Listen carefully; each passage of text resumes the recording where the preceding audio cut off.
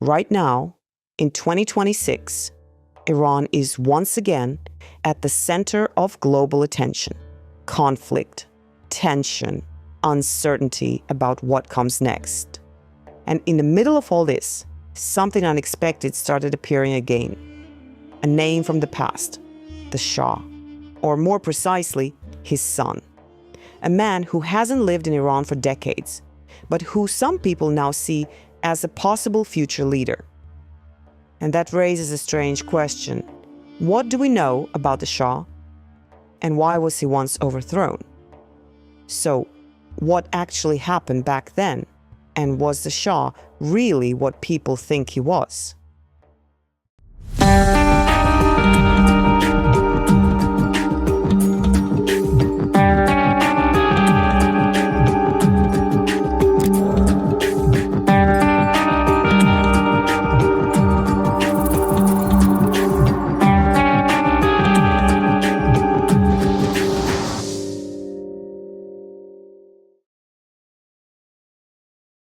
You've probably seen these images.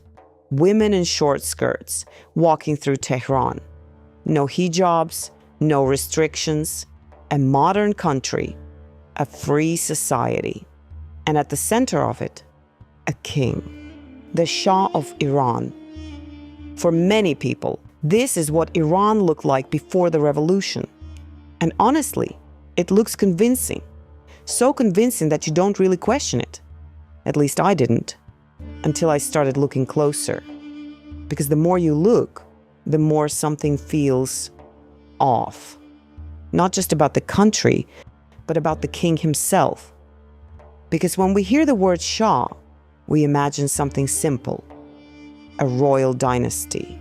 A crown passed down through generations. A king born into power. And in a way, that's true. Mohammad Reza Pahlavi became Shah in 1941, after his father stepped down. So, yes, he inherited the throne. But that's only part of the story, because the more you go back, the stranger it gets. Because his father, Reza Shah, wasn't born a king. He was a military officer who rose to power after a coup. In 1921, he helped overthrow the existing government, and within a few years, he crowned himself Shah. So the dynasty started with a coup. And that's where things start to change. If the first Shah came to power that way, what about the second one? At first, Mohammad Reza Shah didn't have absolute power. Iran had a parliament, a government, political figures, and one of them was different. Mohammad Mossadegh. He wasn't a king, he was elected, he was very popular, and he made one decision that changed everything. Iran's oil. It was controlled by a British company, and one day Mossadegh said, no. He nationalized it. And suddenly this wasn't just politics anymore. It became a global problem. What happened next is rarely shown in those images. In 1953, a plan was set in motion. The United States and the United Kingdom backed an operation. They decided to remove Mossadegh, not through elections, through pressure, through influence, through the streets. Protests were organized, narratives were spread, allies were found, and then the government fell. Mossadegh was arrested. And the Shah returned. But the story didn't end there, because for many people inside Iran, this moment meant something else. A government that had been elected was gone. And in its place, power had shifted back with outside support. And that's when something began to change. Not immediately, but gradually. A sense of distrust toward foreign influence, toward decisions that seemed to be made beyond the country itself. Because from that point on, the question wasn't just who rules the country, but who really makes decisions? And for many people, that moment stayed in memory as a turning point, a moment when trust began to break. Not just in a government, but in something larger, in the idea that outside powers might not act in the interest of the people living there. And for many ordinary people in Iran, this wasn't just politics. It was something they could feel, a sense that decisions about their country were no longer entirely in their hands, that something important had been taken away. And over time, that feeling didn't disappear. It stayed in the background, becoming part of how people saw not just their government, but the world outside it. And the Shah returned to power, but not in the same way as before, because now his position was different. Before, his power had limits. There were other political forces, other voices. Now, those limits were much weaker. And over time, his power became more concentrated, more controlled, more centralized. At the same time, another story continued to grow.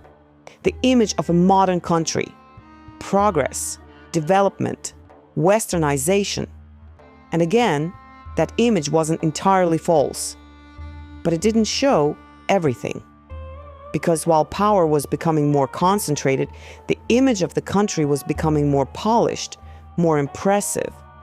At some point, it became something else, a performance. In 1971, the Shah organized a celebration, not just any celebration. The event meant to mark 2,500 years of Persian monarchy. World leaders were invited. Presidents, kings, royal families.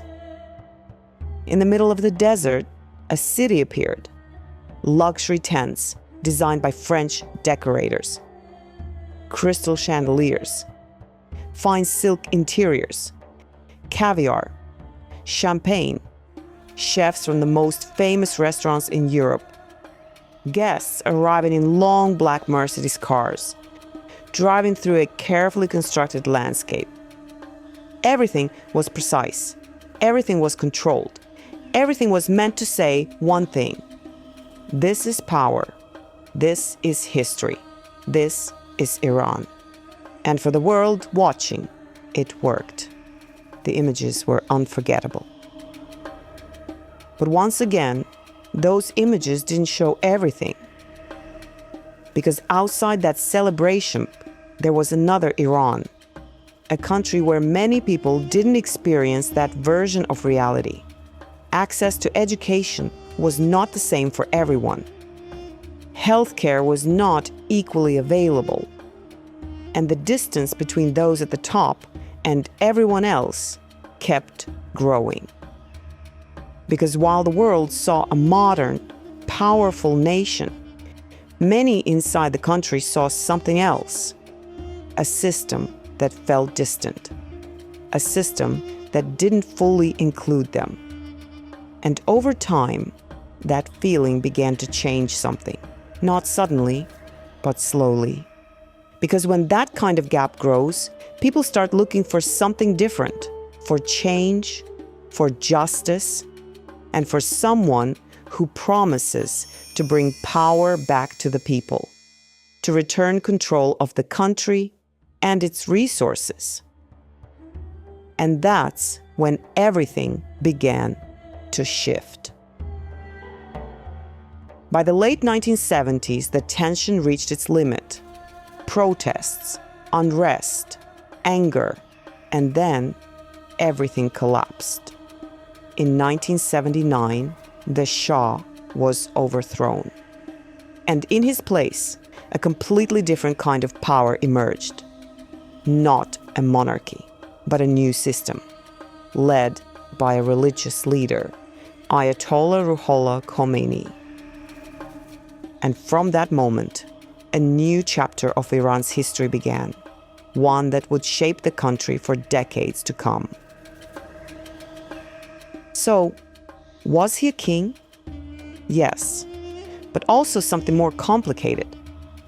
The son of a man who took power through a coup, and a ruler whose power was reinforced by one. And the country we remember through photographs was only part of the story. Because sometimes what we see isn't how power really works. And maybe the real question isn't just about the past, but about how we understand it. Because when we look at history, what do we actually see? The full picture?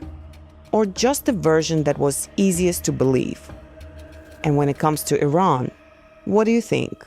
Was it really a modern, free country that suddenly changed overnight? Or was something deeper happening all along?